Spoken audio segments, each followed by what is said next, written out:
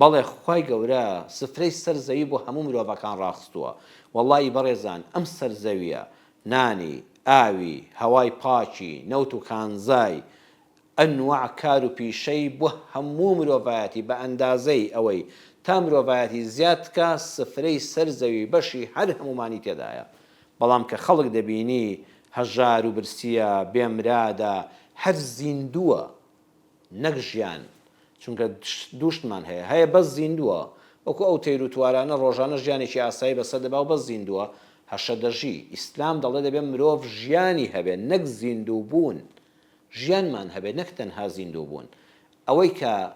وای کردووە مرۆڤەکان بە زۆری هەژارن، نەدارن، برسین، تینون، بێخزمەت گوزارین، بەس زیندون و ژیانێکی شایستە بە مرۆڤی سەردەمیان نییە، هی دەجالەکانە، هی کاربەدەستی دەجالە، هی دکتۆری دەجالە، هی دەوڵەمەندی قاڕوونی دەجالە کە بەس چاوێکی دەبینێ، کە وەکو دەجال چاوی بەس دنیا دەبینێ پەنا بەخوا. و ئیسلام دەڵێ ئەگە دەتەوێت بەهەشتی بی وەکو خوای گەورە دوو چاوی جوانی پێبەخشیوی، تۆش هەم دنیایەکی جوان و پاک و حەڵاڵ و تەیب ببینە، هەم با قیامەت لەبیر نەچێ و قیامەت لەیان نەکەی.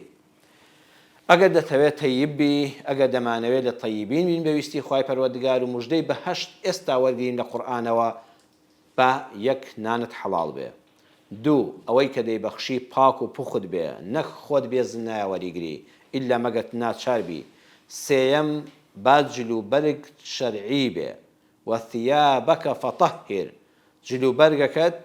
پاک و پوخت بێ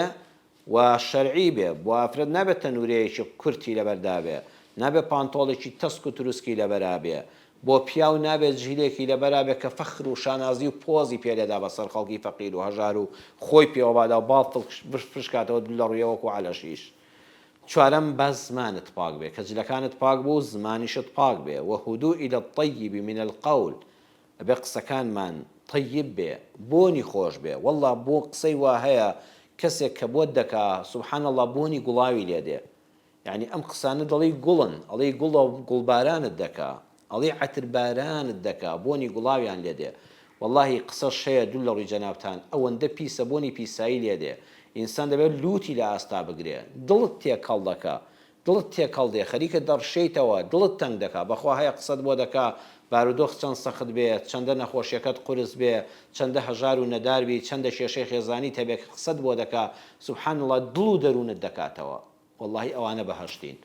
هەشە بەخوا لە ماڵی خۆتە هەرچی عیب بێنیتە، سوپاس بۆ خۆ ماڵێکی گەرم و گوڕت هەیە، خێزانت هەیە،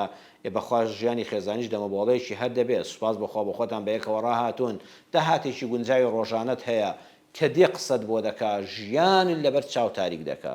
وا لێ دەکا ئەڵی لەوانەیە ئەم شەو لە برسانە بمرم، وا لێ دەکاڵی من هەر خێزان و منداڵم نێجاوە کەی خێزان و منداڵە کە من هەمە، وا بەرچاوت دەخا کە ئەم ماڵ و حاڵی من هەر خۆزگە هەر نەمبوویایە، کە لە کاتێکە هیچ گرفتێکن نییە، ئەو قسانە بۆنی پیسیان لێدێ.